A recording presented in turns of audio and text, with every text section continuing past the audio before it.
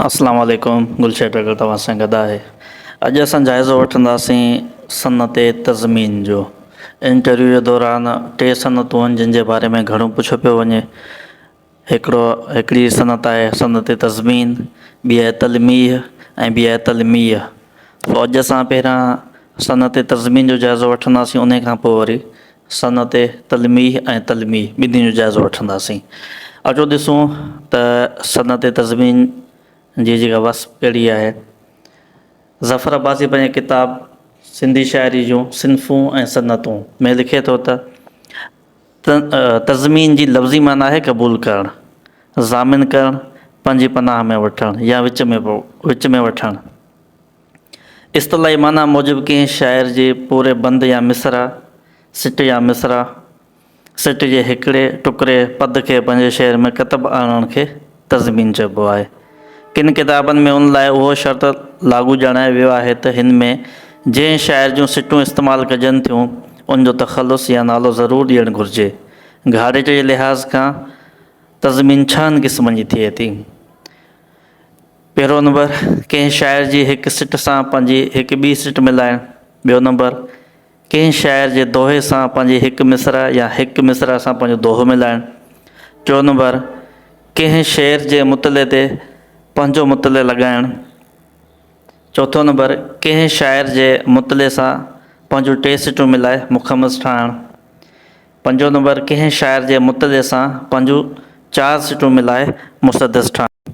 छहें नंबर ते आहे त कंहिं शाइर जे मुतले सां चइनि खां मथे सिटूं मिलाए कतर ठाहिणु। पर आमतौर ते तज़मीन जा टे मिसाली इस्तेमालु हेठि ईंदा आहिनि, जिन खे अलॻि अलॻि नालनि सां सुञातो वञे थो ऐं जिन जा मिसाल पिणु मथे ॾिना आहिनि। पहिरियों आहे इस्तानत। कंहिं शाइर जे शेर जो पूरो बंदि पंहिंजे शेर में कतब आंदो वञे त इस्तानत चइजे। एदा, कंहिं शाइर जी शेर जी हिकु सिट पंहिंजे शेर में इस्तेमालु हेठि आंदी वञे त एदा चइबो। रफ़ू, कंहिं शाइर जी शेर जी हिकु सिट खां घटि लफ़्ज़ रुकुन इस्तेमालु कजनि त रफ़ू। हाणे हीअ त किताब में जेके ॻाल्हियूं हुयूं उहे असां पढ़ियूंसीं। आम तौर ते जेकॾहिं सफ़ा सवलनि लफ़्ज़नि में असां सम्झण जी कोशिशि करियूं तज़मीन खे, त तज़मीन अहिड़ी सनत आहे जंहिंमें शाइर कंहिं ॿिए शाइर जे का सिट या को पद या रुकुन शाइरी जो खणी पंहिंजी शाइरी में इस्तेमालु कंदो आहे। ॼण तो उनखां उधारो वठंदो आहे ऐं पंहिंजी शेर में इस्तेमालु कंदो आहे, त उनखे चइबो आहे तज़मीन।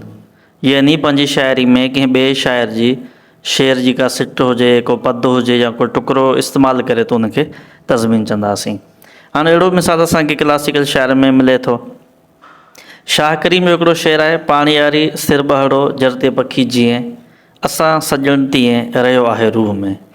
शाह लतीफ़ तज़मीन तौरु इन शेर जी ॿी सिट खईं आहे पंहिंजे शेर में। शाह लतीफ़ सुर यमन कल्याण में चए थो, कातिब लिखी जीअं लायो लाम अलफ़सी, असां सॼण तीअं रहियो आहे रूह में। हाणे ॾिसो त शाह लतीफ़ जेको आहे हिते पूरी जी पूरी सिट तज़मीन तौरु खईं आहे। शाह लतीफ़ जो ॿियो हिकिड़ो शेर आहे सुर सोहिणी में, घिड़ी घड़ो हथ करे ॿहूं निहारे बंग, सिर दर कदम यार फ़िदा शुद्ध चए बजा शुद्ध, वसल उहो ई वंग, राति जिनी जो रंग अला से उकारिए। हाणे हिन में हिकिड़ी फ़ारसी सिट इस्तेमालु कई आहे शाह लतीफ़, सिर दर कदम यार फ़िदा शुद्ध चए बजा शुद्ध। हाणे इहा जेका सिट आहे सूफ़ी शाह इनायत शहीद आहे मनसूब आहे ऐं चवनि था जॾहिं उनखे फांसी ॾिनी पई वई तॾहिं इहा न सिट पढ़ी हुई ऐं इहो जेको आहे सिट वरी सरमंद शहीद या ॾांहुं मनसूब आहे। त शाह लतीफ़ इहा पूरी सिट जेका आहे फ़ारसी शेर जी पंहिंजे शाइरी में एज़ ए तज़मीन तौरु खईं आहे। त मूंखे उमेदु आहे त हीअ ॿ मिसाल जेके मूं ॾिना अहिड़ा खोड़ मिसाल असांखे मिलनि था। शेख अयाज़ जी शाइरी में तव्हांखे जेको आहे अहिड़ा मिसाल मिलंदा। हुनजो जेको शेख अयाज़ मशहूरु नज़म आहे हैरान हज़ारे मान रुगो, इहो बि तज़मीन तौरु ई खयल आहे। अहिड़ा ॿिया बि तव्हांखे खोड़ मिसाल मिली वेंदा। मूंखे उमेदु आहे त इन जहिड़े वीडियो में तव्हांखे तज़मीन सनत घटि में घटि सम्झ अची वई हूंदी।